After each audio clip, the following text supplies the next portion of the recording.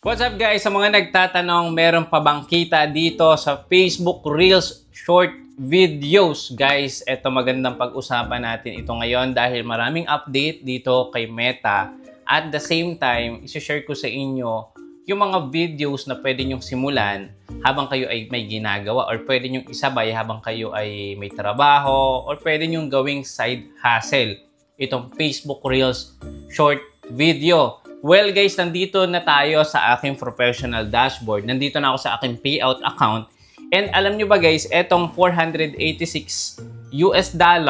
ay sa isang video ko lang siya kinita. Halos sa isang video ko lang siya kinita. 486 times natin yan guys sa 56 pesos. As of this conversion po ng US dollar. Imagine guys, meron akong expected na 27,000 pesos this incoming October 25 onwards sa cut-off po ng ating ng Facebook sahod, 'di ba? Monthly. So, yan guys, 27,000. And guys, out of nowhere ito. Out of nowhere itong aking kinita dito kay Facebook. Sa loob po yan ng ilang araw lang. Okay, nagkaroon ako ng viral content sa aking Piso Wi-Fi na no need ng Bendo machine. So, papakita ko sa inyo etong ating payout. Ayan, makikita nyo guys dito, yung portion na to sa may ibaba, ayan, ads on Reels. Sa isang video lang yan guys. Yung contribution ng $460 na yan ay sa isang video lang. Papakita ko sa inyo, ito yung video na yan guys. Punta tayo sa monetization and then click natin sa ads on Reels. Ayan, loading lang siya. Ito, papakita ko na sa inyo. Guys, ito sabi ko sa inyo guys, hindi porket wala nang nanonood sa atin, wala nang chance para magkaroon tayo ng viral content or video. As long na tayo ay consistent at tayo ay masaya sa ginagawa natin. Ako guys, yung aking Piso Wi-Fi ay talagang for pre-marketing. Instead na mag-boost ako, ang ginagawa ko, ako na lang yung gagawa ng sarili kong video para mag-promote or para makabenta sa online. So, win-win scenario at the same time. Ayun ang advantage kapag sanay tayo mag-content. Pwede tayo mag-offer ng services or products, traditional business sa online. Kasi sanay na tayong humarap sa camera at mag-offer ng mga ganitong serbisyo. Out of nowhere guys, nung pinost ko siya nung September 15 or September 11. So check ko, nakalimutan ko na. And kinabukasan, nag-viral siya. Nagkaroon siya ng 1 million. Naging 3 million ng hapon, and then sa susunod na araw, naging 5 million. Yun nga lang din siya, nagtuloy-tuloy. Yun nga, kasi nga, di ba, minsan lang talaga magkaroon ng ganitong viral content. Ayan guys, makikita niyo sa may ibaba ng video natin, or eto, ayan, hindi ko kasi masume. Ayan, $372. So, papakita ko sa inyo dito yung mismong actual video na iyon. Punta tayo sa aking profile. And then, punta tayo guys dito sa more and click natin yung Reels. Ito siya guys. Ayan guys, ito yung 5.3 million views na ang duration is 1 minute and 11 seconds. In-upload ko siya nung tanghali. And out of nowhere guys, ito na yung kanyang insight. Pakita ko sa inyo. Ayan. Hello guys! Ito yung kanyang insight, pakita ko sa inyo. Para at least may idea tayo na yung data natin is talagang galing mismo kay Meta. So, nung in-upload ko pala siya, September 13, last month, and expected natin sasahurin yan this coming 25 to 27 of the month. So, meron siyang 1 minute and 11 seconds. Kung hindi nyo pa napapanood yung ating video kahapon, na kung kayo po ay magpo-post ng short video, I highly suggest 15 seconds longer.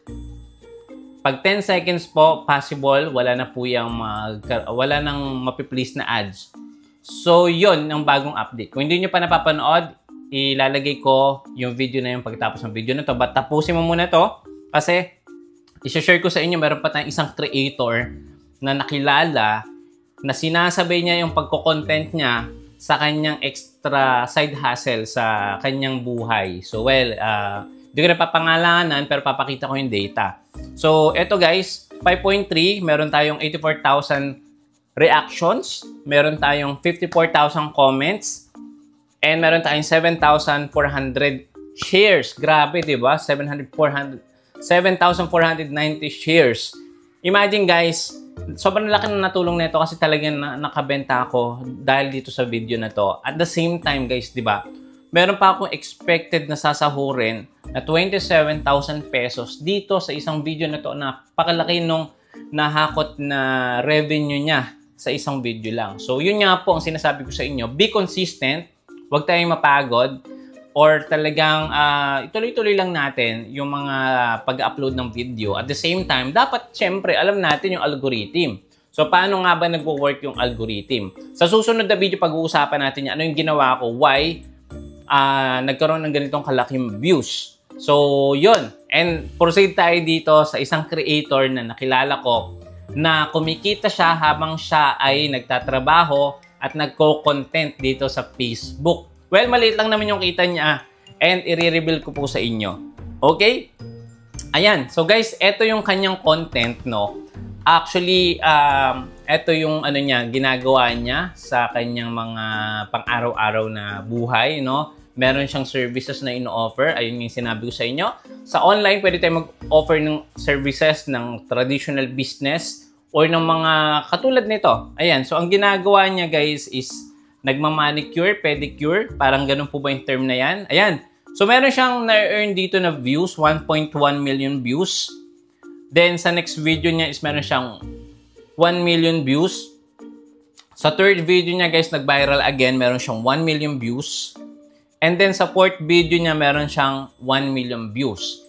Pero, itong ipapakita ko sa inyo, guys, nag-generate siya ng 8 million views. So, magkano kaya ang kanyang sinahod sa isang video na yon? So, eto, guys, pakita ko na sa inyo. 3, 2, 1. Ayan. So, hindi ko muna i-reveal. Nagkaroon siya, guys, ng 8 million views, no? Basta eligible yung video, original, at syempre comply sa partner content and community guidelines policy para hindi magkaroon ng violation. So 8 million views, 45,000 reactions, 1,300 comments and 250 shares.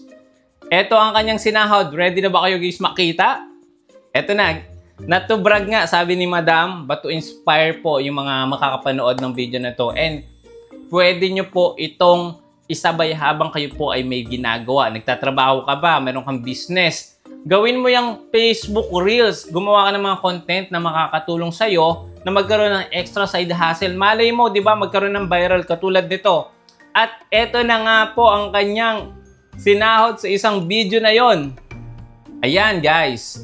Sumahod lang naman po si Madam ng $936 sa isang video lang po na yon na nag-viral. So, compute natin ang kanyang sinahod, $936